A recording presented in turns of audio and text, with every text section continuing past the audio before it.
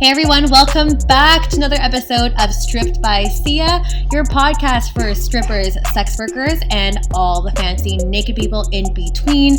I am your host, Steph Sia, aka Kimchi on stage.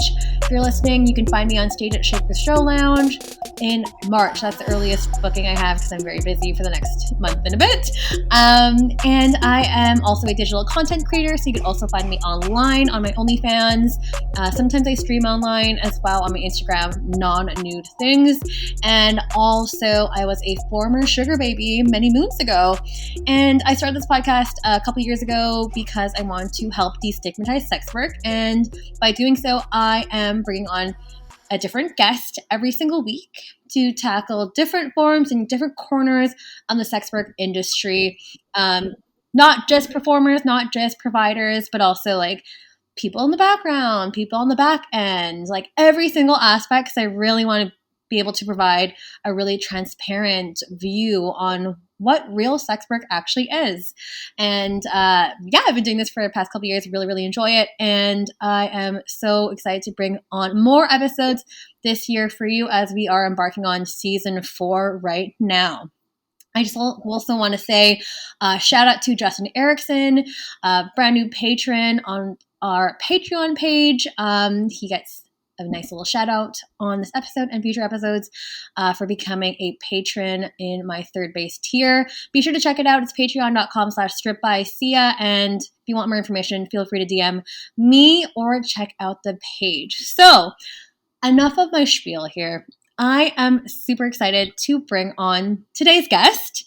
I found on Twitter and I was able to connect with her. And her name is Felicity Azura, and she is a professional cuddler based in the Bay Area in the USA and also a stripper.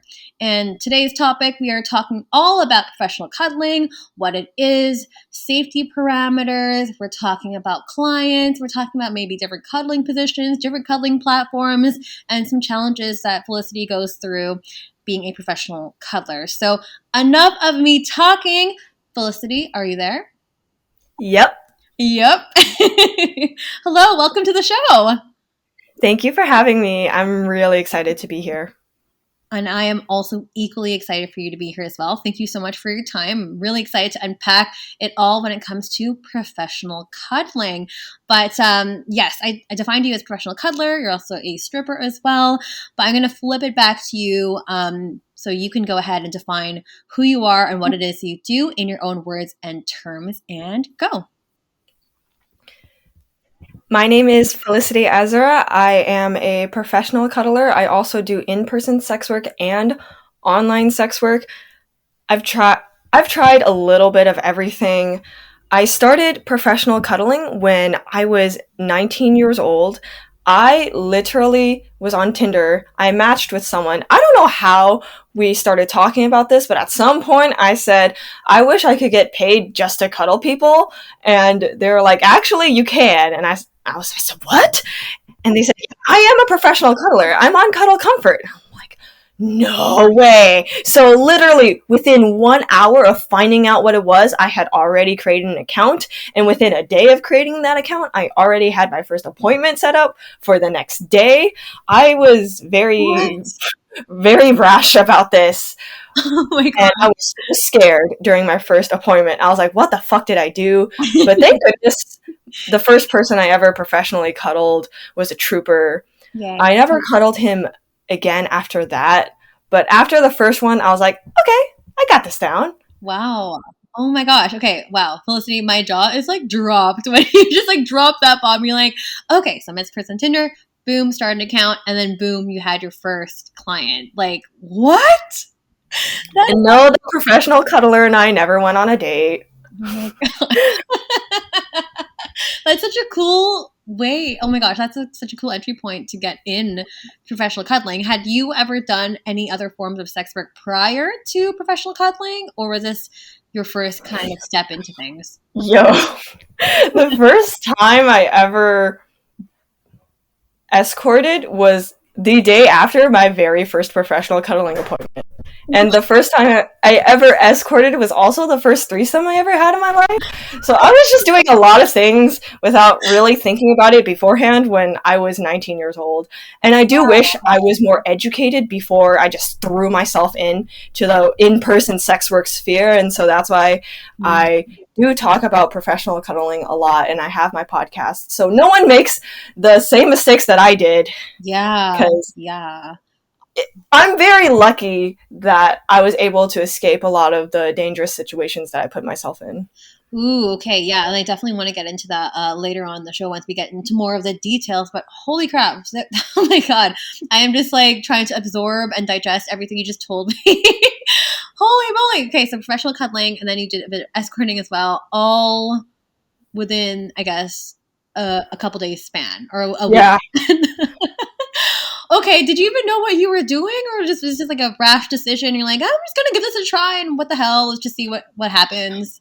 I was a freshman in college, so I did not have that much money, and I was in a really abusive workplace before I pursued sex work. I was working for my college's cafeteria, and they paid me, and this is in 2017, but they paid me $10.50 an hour, and that's before tax deductions.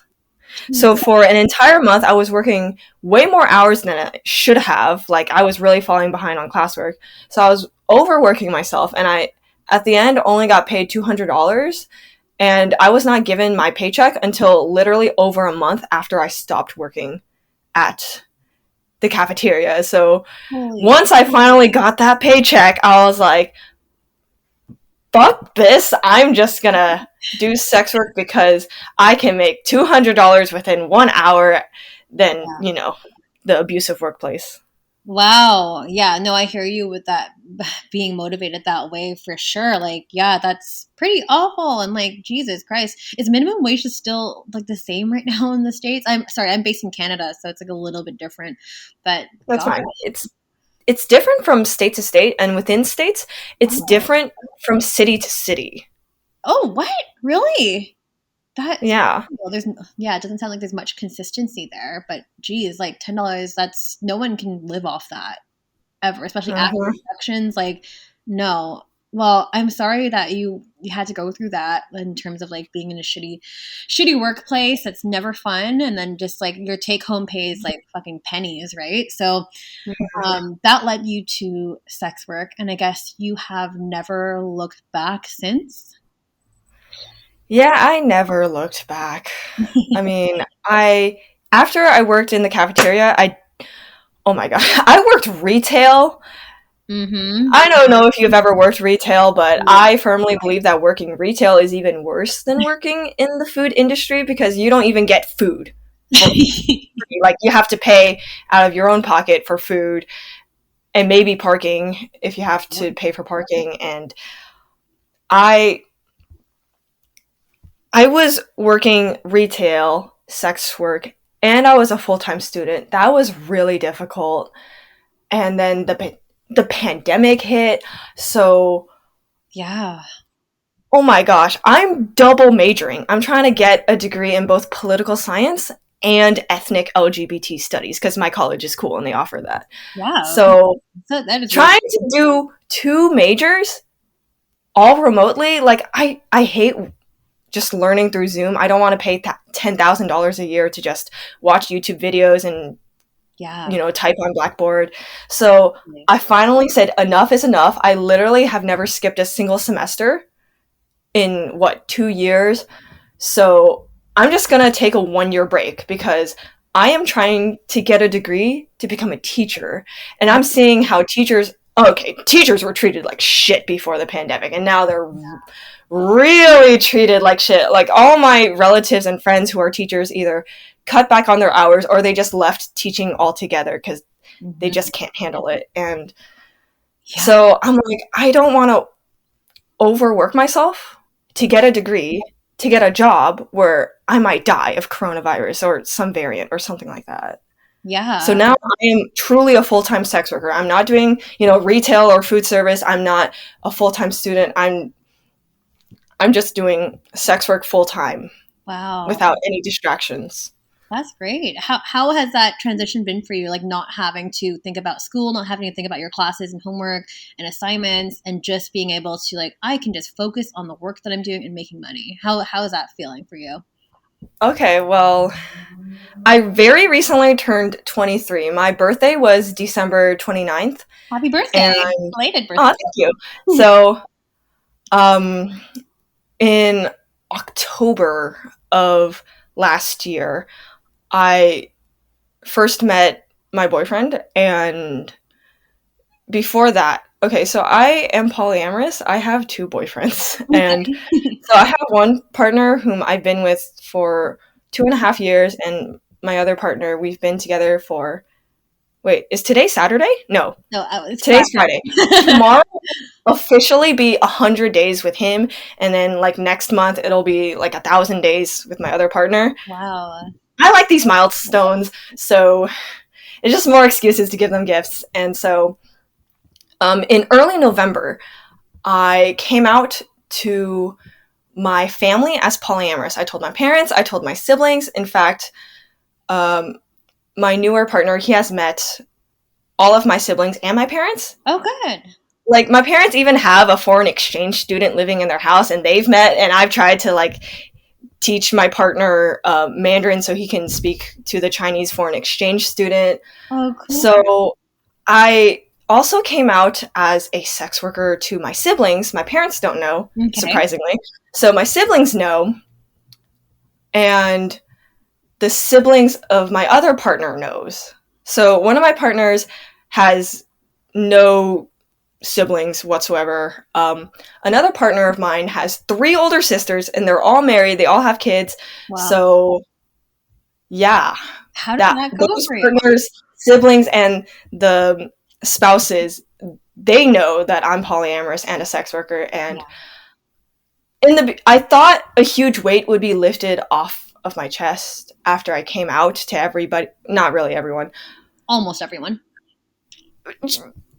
Yeah.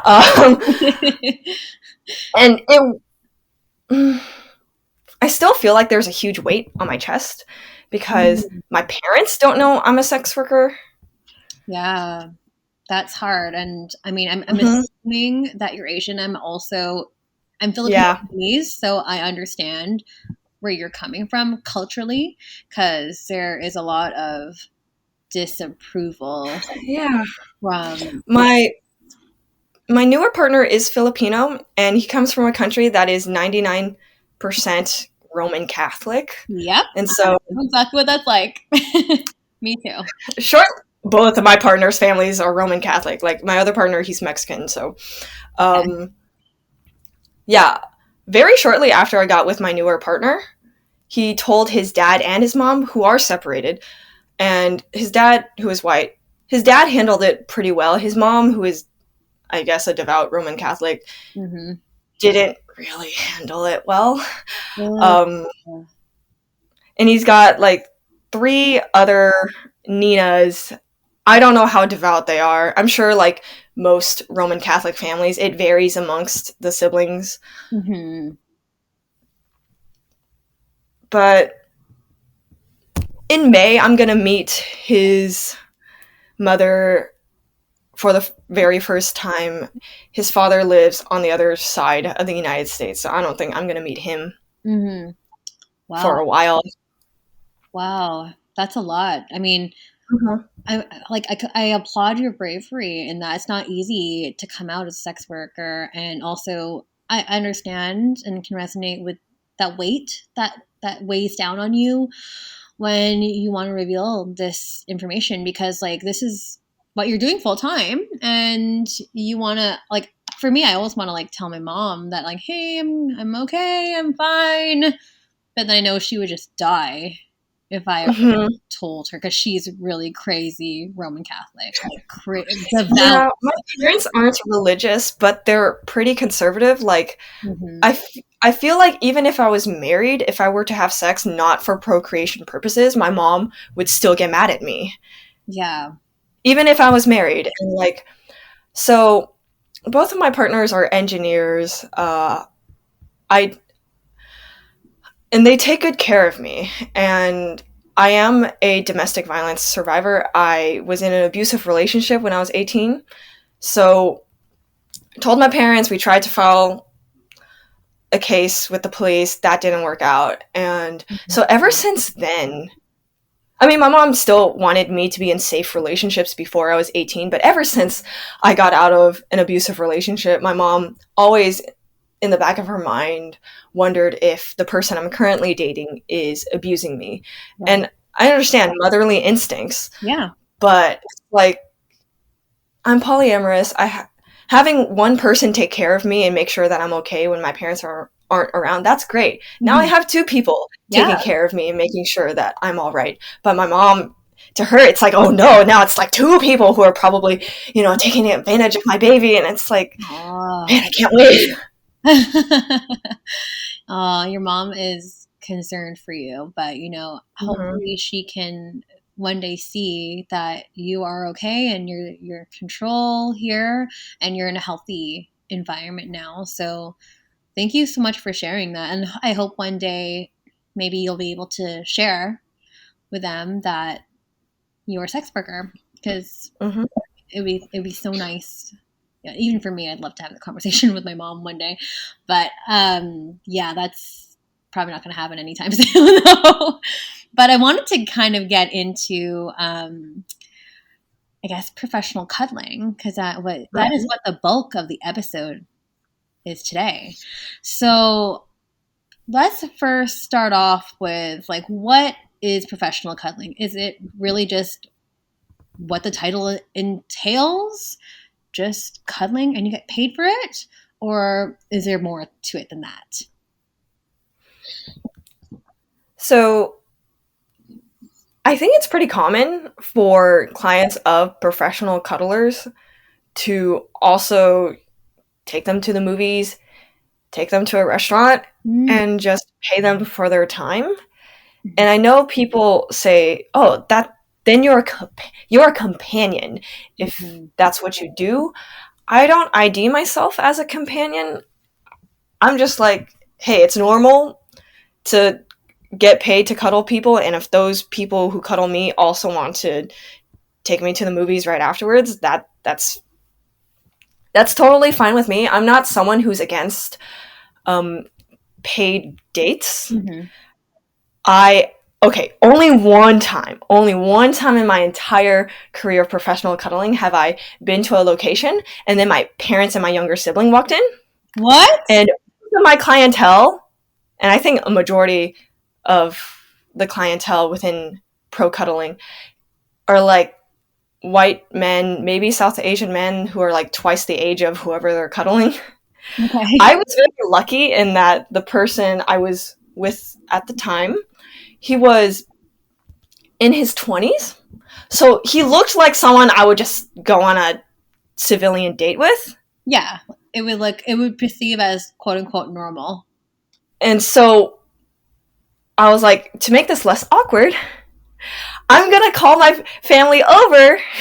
And we're just, okay, so we were at this one Asian dessert place, right? Okay. My mom loves this Asian dessert place. So I did kind of have this suspicion that they would walk in. So I called them over and I'm like, let's just all talk. Let's just talk. Like, he was in the middle of writing a textbook, and he and I are no longer seeing each other, partly because his work, it just keeps him so busy. Like, I'm sure writing a textbook is very difficult. Yeah. So he would just talk to my parents about this computer science textbook that he recently got a grant to write. And at first, and even in my civilian dating life, I've never had my family walk in on me at a restaurant just going on a date, and so I had no idea what to expect. My mom was like, oh, no, my baby is on a date, I'm not gonna talk to her whatsoever, she just got a table all by herself. And I was like, oh no, my mom looks so lonely, I'm not gonna do that to my mom, let's just all eat dessert together. That's so sweet and also really freaking funny. like what are the chances of that happening? But I guess the chances were kind of high. Craziness. Wow. Okay. So yeah, there can be a lot of things that can happen before or after a session. So I guess probably drawing some parallels with, well, at least with my experience with like sugar dating and stuff and being a sugar baby. Yeah, like meals and stuff before or drinks after would be like kind of attached with that, or that's at least what I negotiated, and we were okay with that. So that's also can be part of that. That's really really cool. I guess, how long are each session, or is that like something for you to negotiate? Is there a minimum spend, or like what's the average, or drawing on your own personal experience? I don't think anyone. Okay, I shouldn't say that, but I don't think I've seen anyone ever offer less than an hour. I know escorts will do half hours, and I recently found out that some of them do 15-minute blocks, and I was like, what? Oh, that's quick. Wow. Okay. Well, mainly with professional cuddlers, it's 1 hour minimum. Mm-hmm. And I feel like for every maybe 50 or 70 1 hour pro cuddling appointments, I get a 2 hour appointment. I very, very often just get the 1 hours, Mm-hmm. which is fine with me. Okay. And like, where does this happen? Is it like similar to escorting, where there's an in call out call location that you have, or do you go out to your client's place, or like how does that work in that aspect? So I have never given a client my home address, especially when I lived with my parents. Yeah, that's what. I have actually considered maybe this year is the year that I get an apartment. You know, not the one that I live in right now, but another apartment just for in-calls. Yeah. And I have, okay, believe it or not, I'm 23 years old. I've been on a decent amount of vacations in my life. I still have never rented a hotel room in my life. Oh.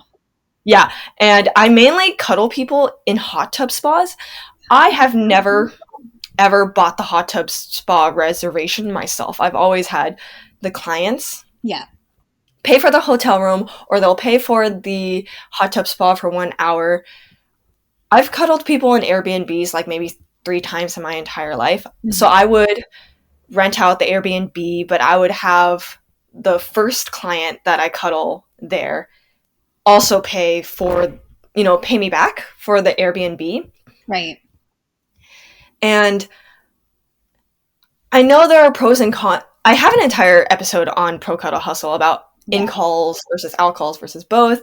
And I do think that a hot tub spa or a hotel room, that's neutral territory. It's not someone going to another person's house. Right. But I think with professional cuddling, a lot of people are like, ooh, a hotel room, that kind of sounds like we're going to have sex. So some people are cool with the hotel rooms. Other people are like, no, I don't really like that. I mean, I'm very open about being a sex worker to my cuddle clients. Like, after I cuddled one person, I was like, hey, you want to cuddle each other again? Let's do it in a BDSM dungeon. And he was like, I don't really want to do that. That sounds a bit inappropriate. But I have had cuddle clients be like, sure, I've never been to a BDSM dungeon. I would love to go with you. That's awesome. So, yeah. That's cool. And that's really cool that they're like, well, at least, they're like receptive of the line of work that you do. Like on that, I guess along those lines, would you consider professional cuddling as a form of sex work? I obviously, for me, because you're on the show and this is my show, I believe that it is a form of sex work, but I know that some people may disagree with that because there's no inherent, there's no penetration and stuff like that. But like for me, I view professional cuddling as something that's inherently very intimate, and there is something about that I feel like it would, I don't know, fall under. I don't want to categorize it, but like to me, it seems like a form of sex work, in my opinion. But what's your take on that? I would say yes, it is. Like, I okay, I know this sounds like I'm going off track, but I personally don't do well with solo therapy. Like, to me, it just seems so bizarre to just like pay a complete stranger to like hear you talk about all the things going wrong in your life, and for that person to just not, or okay, this is my experience, for the therapist to just not really make facial expressions, not really to have inflection in their voice, and to not, hug you after seeing you cry for an hour straight. Like, to me, that's just bonkers.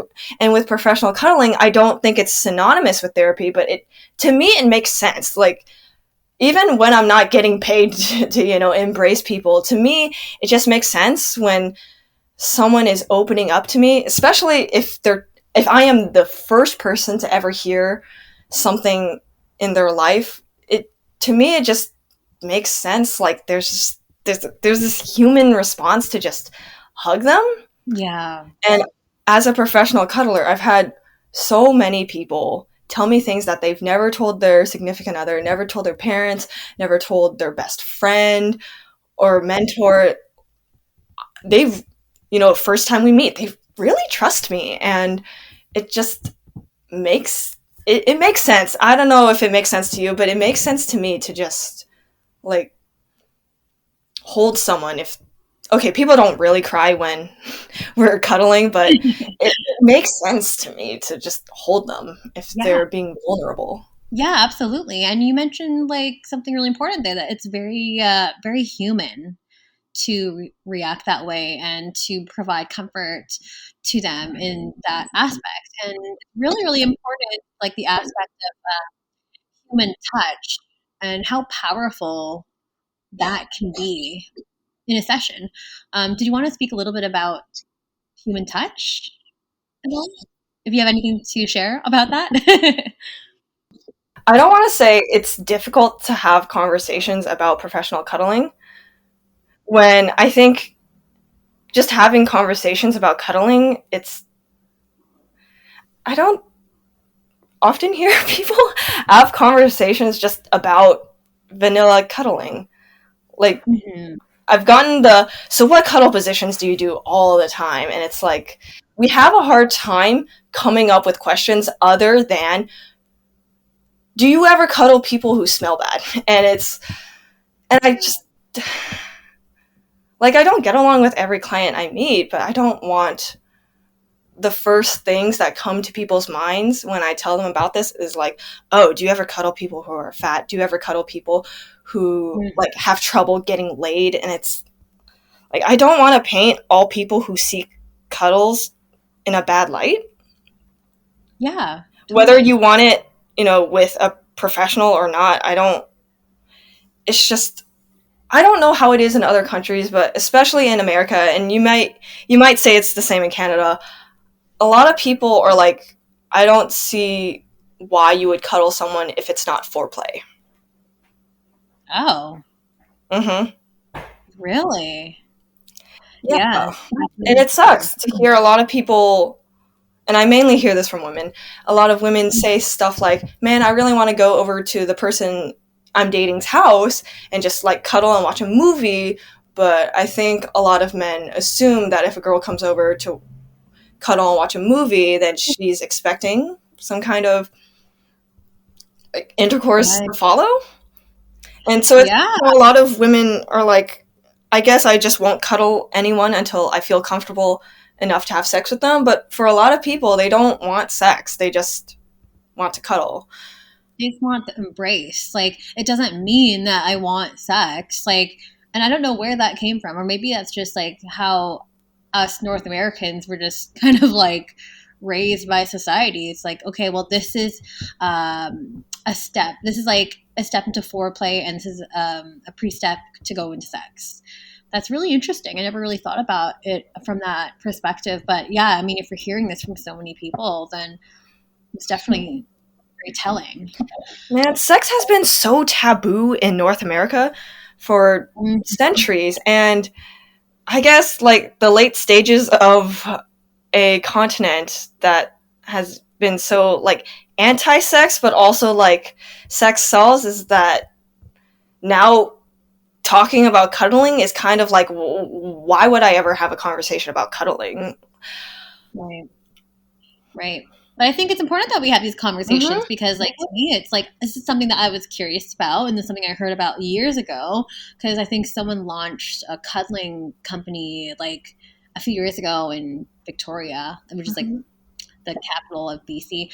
But yeah, it was just something like, oh, that's really, really interesting, and that's something I've never heard of, and then I found you, so I was like, oh, this is great. I could ask her some questions and just kind of like it just really piqued my curiosity.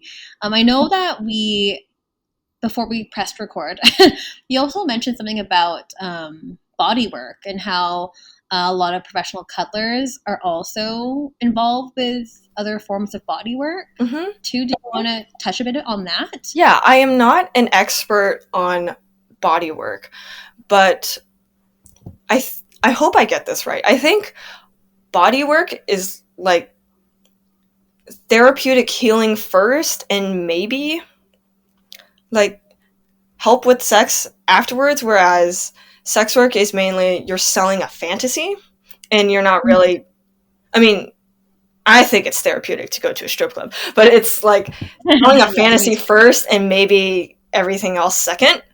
So a lot of professional cuddlers do sex work. They're not going to be open about it.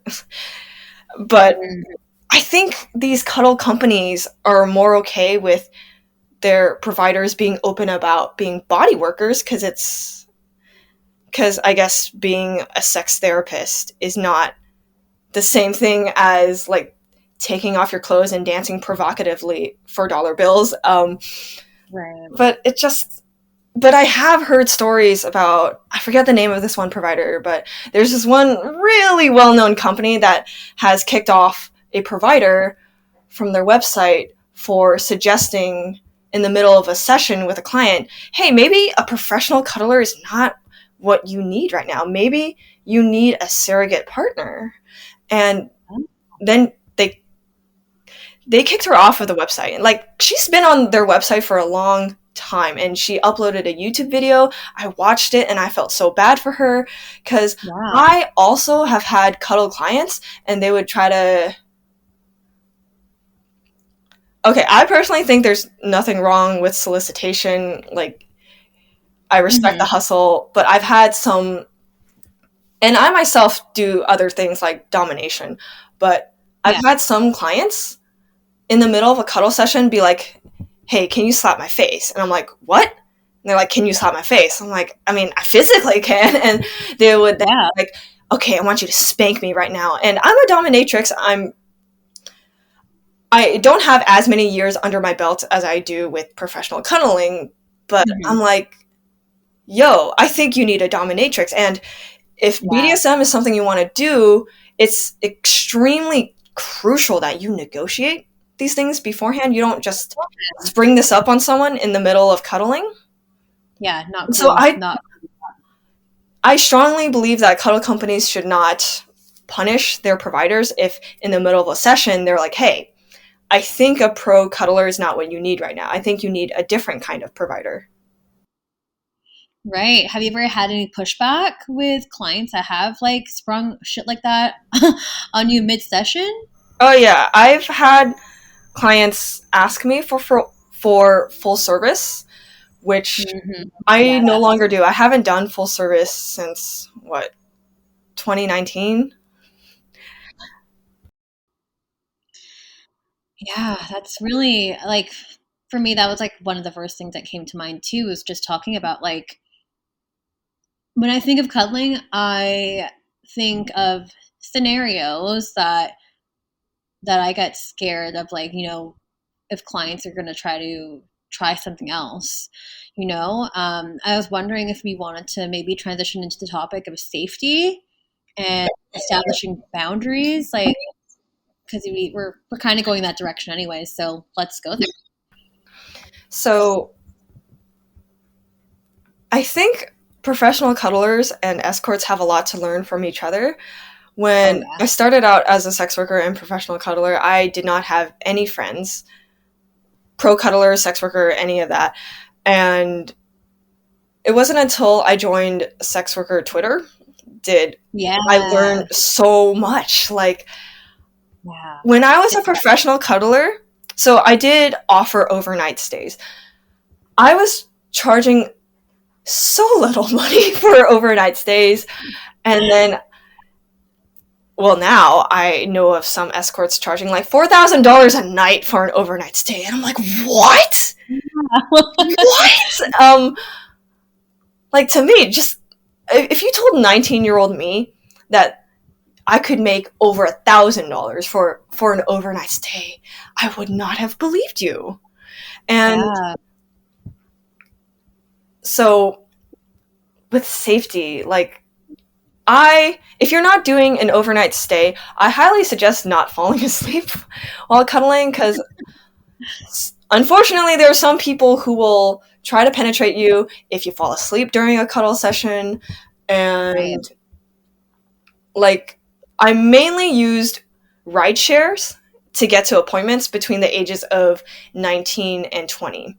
And I was so terrified. I was like, what if I get a car and then I park outside a client's house and they figure out my license plate number, and then from that they figure out my legal name and all that jazz. And then I was talking about this to one of my civilian friends, and he was like, how about after you get a car, you still use rideshare? Like, you park your car like somewhat close, maybe a short walking distance away from their house, but you take, like a $10 Uber from there to the house. And I think that's a good idea. I've never done that, but there have been very awkward days where I would see a client in their house and they thought that their entire family had left, but turns out one of their children was still there. And like, there are a decent amount of clients who will tell their partner that they're seeing professional cuddlers, but they're not going to tell their child, even if their child is over 18. So yeah, there was one day where I was waiting for my Uber and I was just standing in front of the driveway, and then his daughter came out and she was close to my age, and then I did my best to not make eye contact because, well, he told me he swore that he thought everyone in his house had left, but apparently not. So you pick your battles, whether you use rideshare, whether you use public transit, whether you use a car. Totally. What about like establishing your boundaries and stuff too? Like, and what happens when those boundaries get crossed during the session? I'm not going to lie.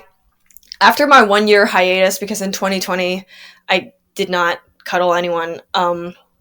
So after I got vaccinated this year, or in 2021, I was very rusty, and I remember my first few cuddle sessions after my hiatus, I would wear a sports bra and a lot of layers underneath because I'm like, they can't molest me if I'm wearing a lot of layers, right?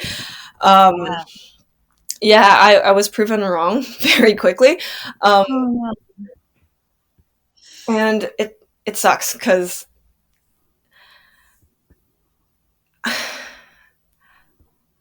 I have very, very bleak opinions on sexual assault since I've endured so much. Like, I've endured more sexual assaults through professional cuddling than I have escorting. Oh my god. And whenever people say stuff like professional cuddlers are not sex workers, and I'm like, okay, can we just please put this labels conversation to bed? Because the real conversation we should be having is, how do we help the professional cuddlers and sex workers who are being sexually assaulted? Right. We could have conversations about labels all day, but whether or not you think that pro cuddlers are sex workers, pro cuddlers are getting sexually assaulted every year. And we don't have our own specific, or at least to my knowledge, we don't have our own specific client blacklist. And the cuddle websites, or at least the ones I've used, they don't have a global blacklist feature.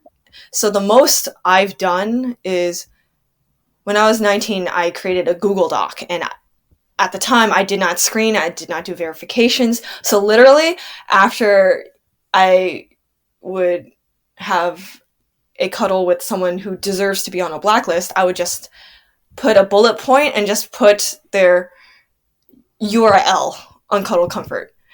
And okay. yeah, I do verification and screening right now. Every once in a while, I'll take a deposit. Yeah. And I normally don't take deposits for anything that's more than a month away. And when I was 19, I created a Messenger group chat, and I also created a GroupMe group chat. So awesome. I contacted all the other professional cuddlers in the Bay Area who were on Cuddle Comfort. And I was like, hey, I don't know if you use Messenger. I don't know if you use GroupMe, but if you do, I would love it if you were to join this group chat. And it was a mess. The GroupMe group chat went nowhere because literally only one person joined, and we just never posted anything in there. The Messenger one, we did post. There was more than, I think the most that group chat had was 5 or maybe 4 people. And yeah, most professional cuddlers are in the business for 2 months. Oh, and then they're out. Yep. They're like, oh, no, I'm not doing this anymore. Peace. Yeah, so why do you think that is? Is it because like they like, well, I don't know. What are your observations? There's just so few resources. Like, I wish there was a podcast or an audio book or a YouTube channel or a blog or just something about professional cuddling when I started. And a lot of websites portray professional cuddling as a side hustle. Like, it's easy money, low effort, but it's not. Especially if you were in my shoes. I did not have a car. My parents had no idea where I was going every time I went out for a professional cuddle. I did not have friends whom I would text like, hey, I'm about to go see someone. Here's their full name. This is the address. If you don't hear back from me by this time, call this number. Like, I didn't have any of that. And even if I did live in my own house, had my own car, and had a friend whom I would tell all the screening verification info to before and after, it's just, the burnout is real. When I started out, I was only charging $65 an hour. And most people, I think, in the San Francisco Bay Area charge $80 an hour. And eventually I worked my way up. I charge triple digits now, and it's nice how I don't ever pay for the hotel rooms or the hot tub spas that I cuddle people in. But the traveling, man, it eats up so much time. Here in the Bay Area, it doesn't matter if you're using public transit or if you have a car. The commute is so congested. It is so congested. And so I really applaud the sex workers. Like, I know of escorts who will see like 4 clients within the span of 3.5 hours. And I'm like, I don't know how you do this. Wow. Because with pro cuddling, I can't see more than 1 client in one day. There have been days where I would try to squeeze in 2 and I would space them out, hours and hours apart, but it would just be too much on me emotionally. Like, the first time I ever had 2 cuddle appointments in one day, I did not calculate very well. The first appointment, I was 40 minutes late, and then the next appointment, I was 3 hours early. Oh my God. I don't know why I still tried to squeeze in 2 appointments in the same day after that, but after you do that enough times, you're like, I'm only going to take 1 cuddle appointment in one day. I don't host within my house. I can't. I just can't. Yeah.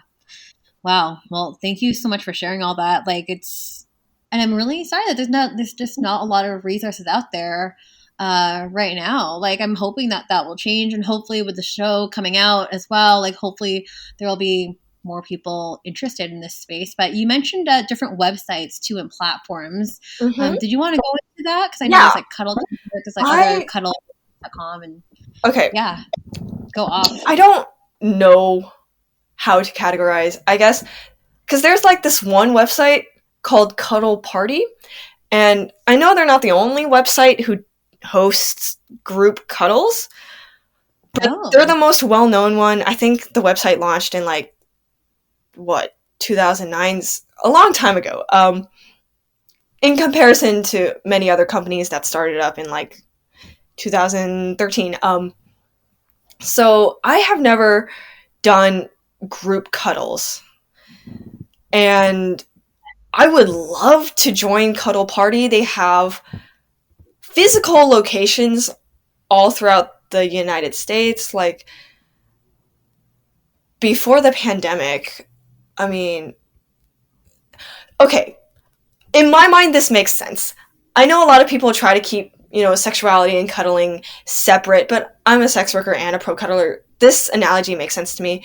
So, in dungeons, when there are BDSM parties, you have like different rooms and you have dungeon monitors. Oftentimes they're volunteers and they would supervise everyone doing whatever their hearts desired. And that was great because they're like, I guess, the strip club security equivalent.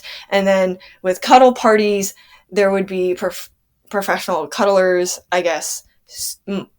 Or, okay, being a professional cuddler and being a cuddle party facilitator is different, but I would imagine that a lot of the people who monitor cuddle parties are also providers themselves.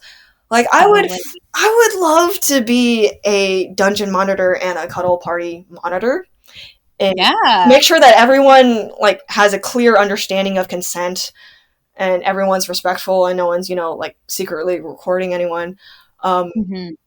But yeah, I think a good way to categorize cuddle websites are the overly goddamn expensive ones and then the ones that aren't ridiculously expensive. Because I swear, I'm not going to name any names, but there are some that are so expensive to join. I feel like I would have to sell a kidney to join, because there are platforms where they're like, every single provider has to get a certification. And, well, how I feel about professional cuddler certifications is exactly how I feel about, how pole studios some of them make strippers complete the certification in order to become a teacher there, which is bullshit. Yeah, I feel the exact same way. It's like, I don't think a lot of, survival sex workers turn to pro cuddling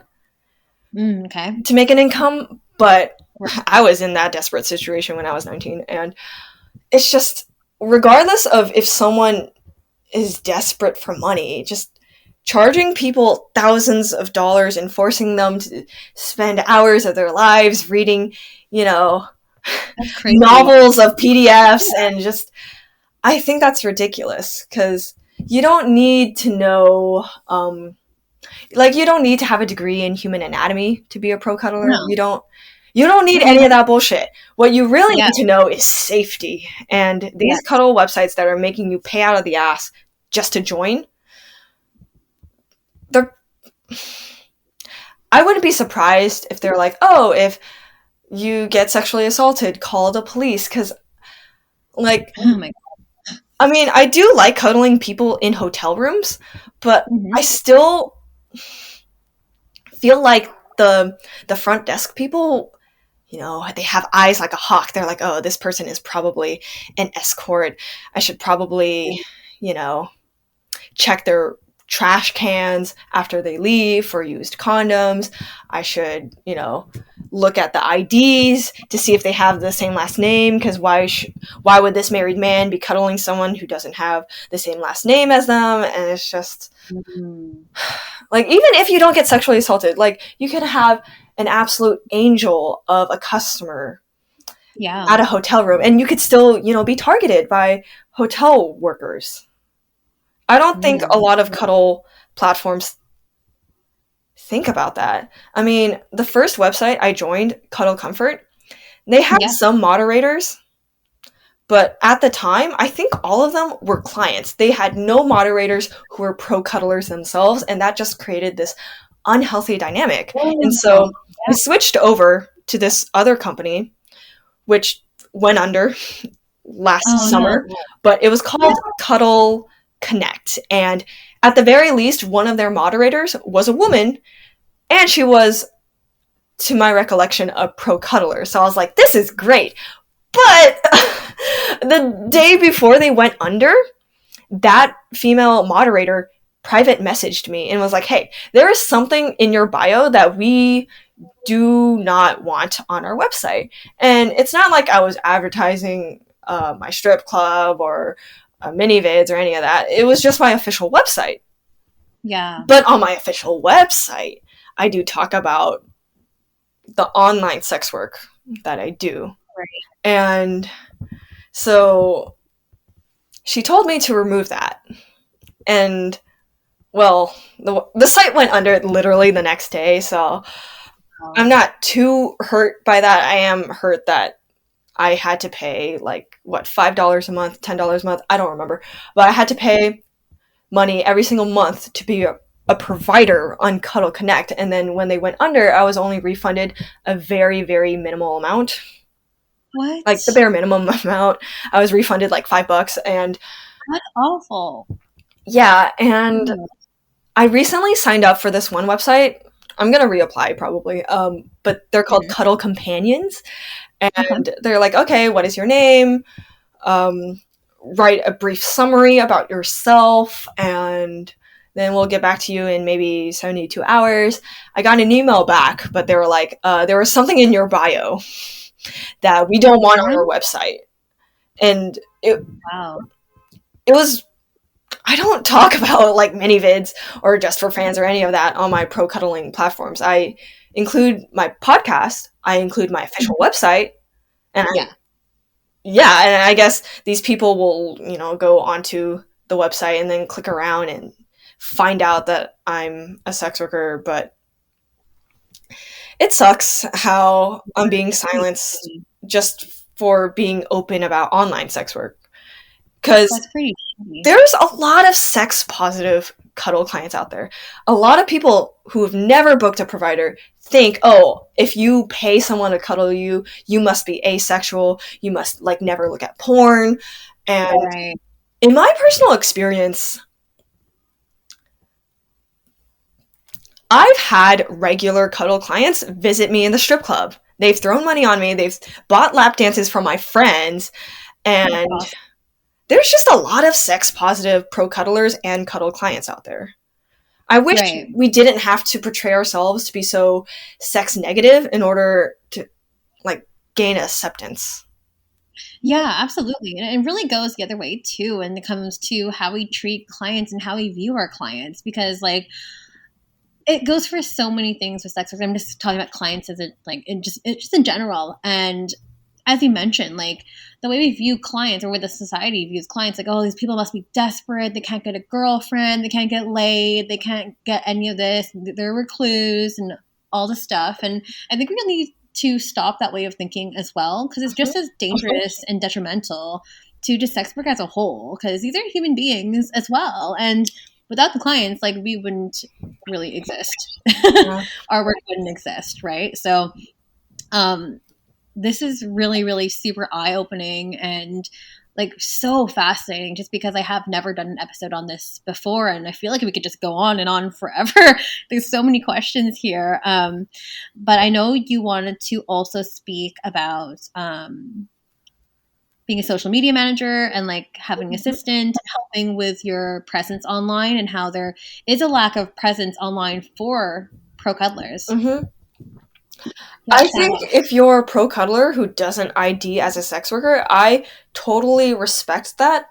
But I think there needs to be more solidarity between pro cuddlers and sex workers. I'm not saying that pro cuddlers should take up leadership positions at grassroots organizations, but like attending some of the meetings, you will learn things that you didn't even realize you needed to learn, like what a deposit is, what screening is, because here in America, I don't know about other countries, but a lot of escorts in America will require screening, require deposits.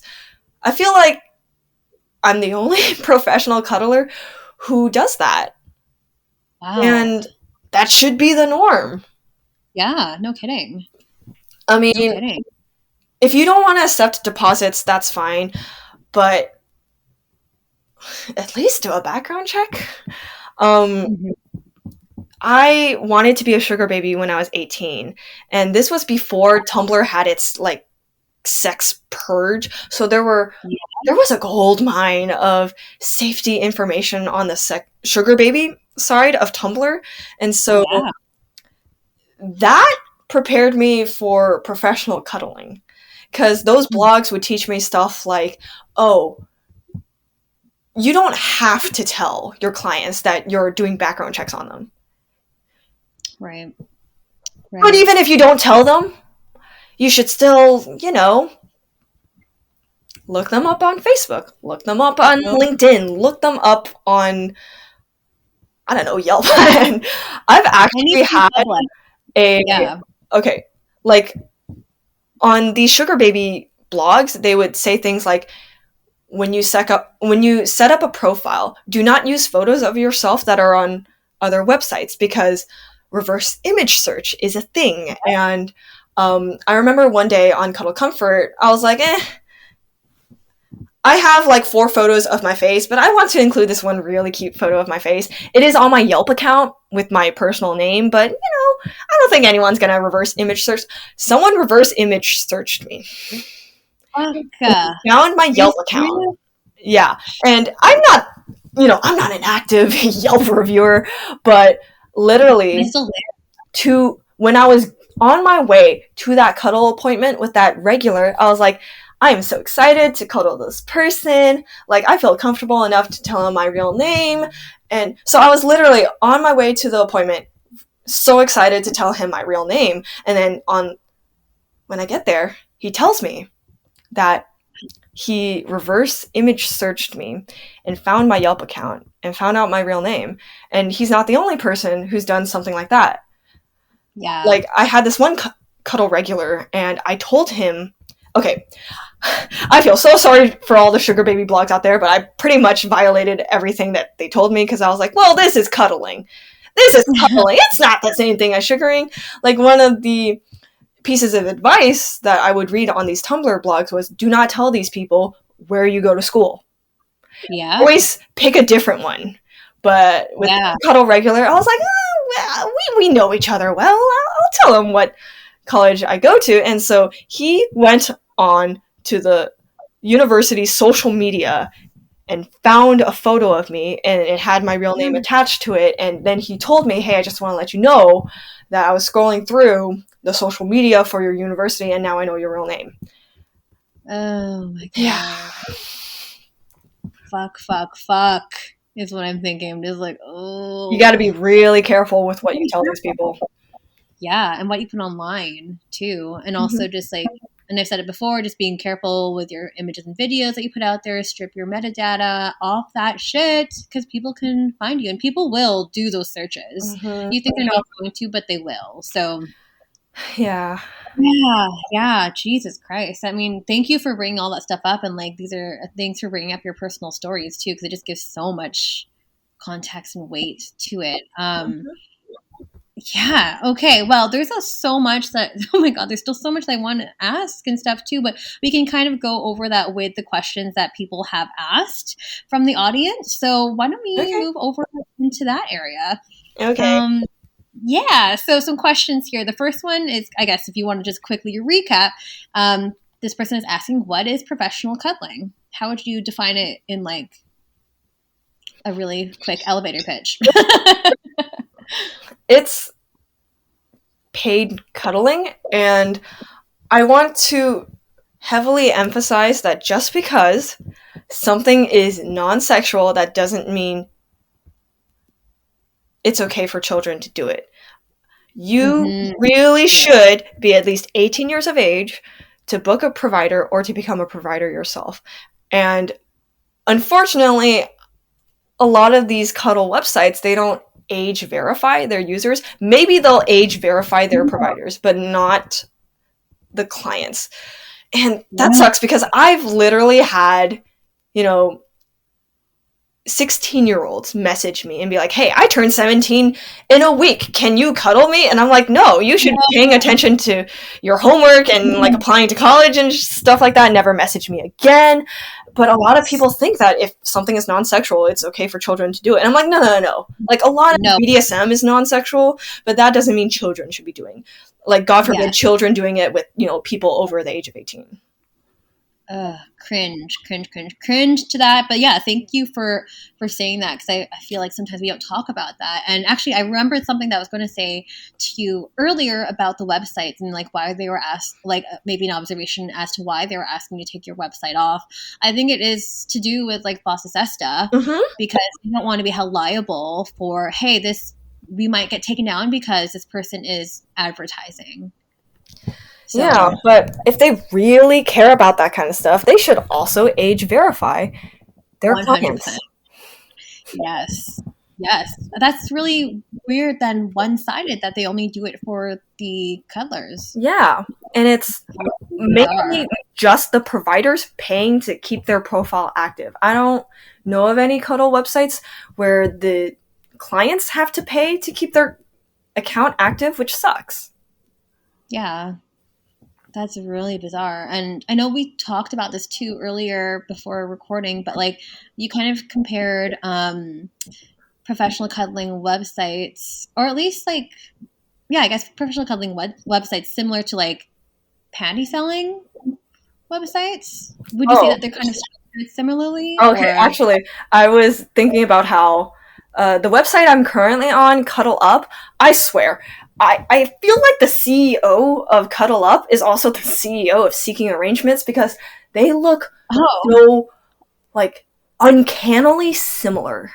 Like, there's this button for the clients that's, like, request private photos. I'm sure you've been on Seeking Arrangements, and it's so annoying when you're like, oh my gosh, I have, like, 10 unread messages, and then you open up your inbox, and it's all just requests to see private photos. It's not what a cuddle website should be. I remember that, and I'm on this website now too. Enjoy a non-sexual cuddle today.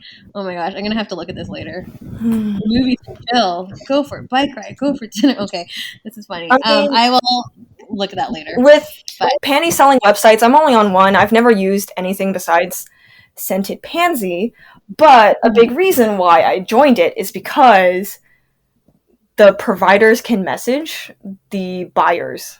There are some panty selling websites where the buyers can only message the sellers first, which is ridiculous. And a lot of the clients I get for pro cuddling, I message them first. Yeah. And so I guess if the person listening to this is considering joining a website, join one where you can message the clients first.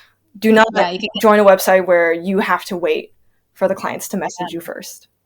So you can make so many more sales that way if you reach out first. So FYI. Have you had or heard of any unique cuddle positions? Well, I am only 99 pounds. Most of the people I cuddle way more than me. So there are a lot of positions that I am able to do where I think if it was the other way around, if I weighed more than the client, then we wouldn't be able to do it. Like, a lot of dudes enjoy cuddling me like a baby. They'll just cradle me. Me. That's really sweet. Yeah. Okay, cool. Is there a demand for this service? There was a demand before Corona. After everyone had to shelter in place, I feel like I'm pretty sure the demand skyrocketed, but a lot of companies, like I think Snuggle Salon and Cuddle Connect, they went under. So that sucks, because I'm pretty sure a lot of people started craving cuddles after 2020, but there's less websites where you can find someone to cuddle you. Wow. So there's a huge gap for that, because like, as you mentioned, like 2020, obviously, like we're the pandemic, like the act of human touch has gone away Mm-hmm. during that time, and even during this time too, with Omicron Oh raging no. right now too. There's something that I have yet to mention, but there are a decent amount of sites. Cuddle Connect did this, and I know Cuddle Comfort does this, where for finding cuddle buddies, there's the people who will cuddle you for free, and then there's like the professional cuddlers. And you might wonder, well, why should I join a website if the clients could say, well, there are other people who will cuddle me for free. Why should I pay you? But from what I've seen, a lot of the female accounts on those websites, and they're not providers, they're inactive. And so a lot of people seeking a woman to cuddle them are like, well, if the only way I can get a woman on this website to cuddle me is to book a provider, then I'm going to do it. Wow, that's a really interesting point. Mm-hmm. Really interesting point. Thanks for bringing that up. I'm glad you didn't forget that.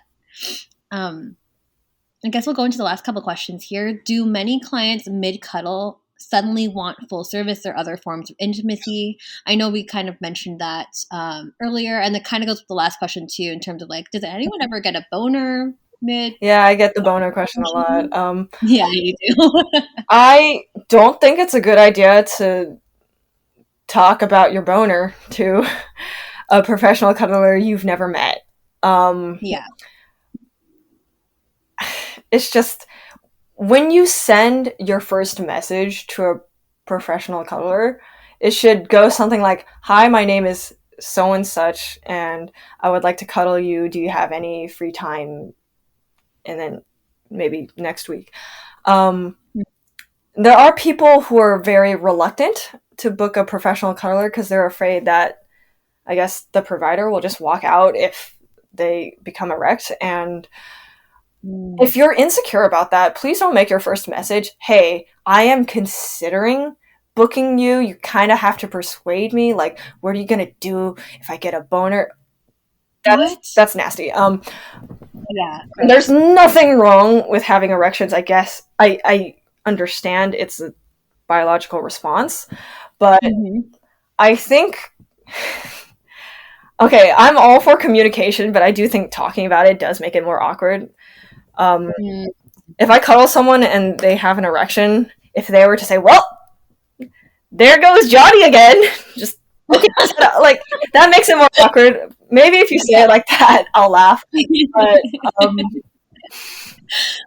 wow, that brought like a huge smile on my face. As a child, I thought that every person with a penis would give their penis a name. So I gave my boobs names. I never gave my vagina a name, but I was like, well, if the guys can do that, I'm going to name my boobs. This one's Nemiria and this one's Wolf. But now I'm an adult and I ask people, hey, what's your dick's name? They're like, I don't give my name a dick. I'm like, what? They're like, do you give your vagina a name? I'm like, no, but my boobs have a name. Well, I guess like on this like line as well, and we didn't really go into it, but can you quickly go over like customer etiquette and hygiene? Yeah. I would imagine it's like really similar to like full service work.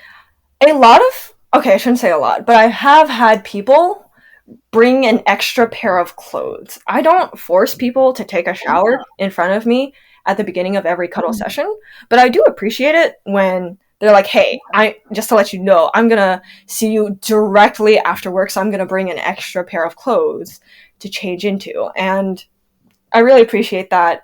Because I became a professional cuddler, I have not worn jeans in like 4 years, because jeans are not comfortable cuddling. And so, yeah, wear sweats. Don't be insecure about your penis. I would rather you cuddle me wearing sweatpants than denim, because that is very uncomfortable. Especially if you're putting your body weight on me. Yeah. I'm sure there are professional cuddlers who don't mind, like, taking off their outer layers and just cuddling in their undergarments.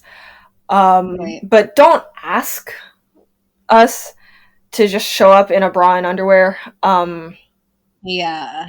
You know, there are some providers who are okay with outfit requests, but I have a very hard time believing that someone would request a specific outfit from me and not have plans to sexually assault me. Yep. 100%. Mm-hmm. Like foreshadowing, and that's like a red flag right there. Yeah. Yeah. Well, great advice, great tips. Thank you so much for that. And I still feel like I have so many more things to discuss with you on this, but our hour is up and I don't want to take much more of your day. Okay. But before I let you go, where can we find you? Ooh, I am on a lot of websites. Name them all. Literally started a Pornhub and an Xvideos account less than a week ago just to post comedic videos. So I'm not trying to plug my Pornhub, but I am currently on Cuddle Up. My username over there is Felicity A. But most people just text me to book an appointment. You don't have to message me through their system because honestly, that website is sketchy. My official website is felicityazura.com. I do have a link tree for my podcast. I also have an Instagram, a Facebook, and a Twitter for Pro Cuddle Hustle. I do have a Patreon for my podcast as well, but my username on Patreon is Felicity Azura, and the links for all of these things will be in the show notes. Yes. They will be in the show notes, exactly. And don't forget to listen and subscribe to Felicity's podcast, Pro Cuddle Hustle, if you want to listen more and find out more about the cuddling corner in sex work. But for now, new episodes every single Sunday. Don't forget to like, rate, share, review, and subscribe. Spotify now has reviews, so don't forget to rate me 5 stars and write a nice little review. I read them all and would love to hear your feedback on the show. Once again, join my Patreon. It's patreon.com/stripbysia. Also, it's Strip by Sia on Twitter, on Instagram. Also, my personal one is Sia Steph. And that is all for today. Felicity, thank you so much for joining me today. I super appreciate you and I super appreciate the conversation we had today. Thanks for educating my audience on the world of professional cuddling. You're very welcome. Thank you again. Bye. Bye.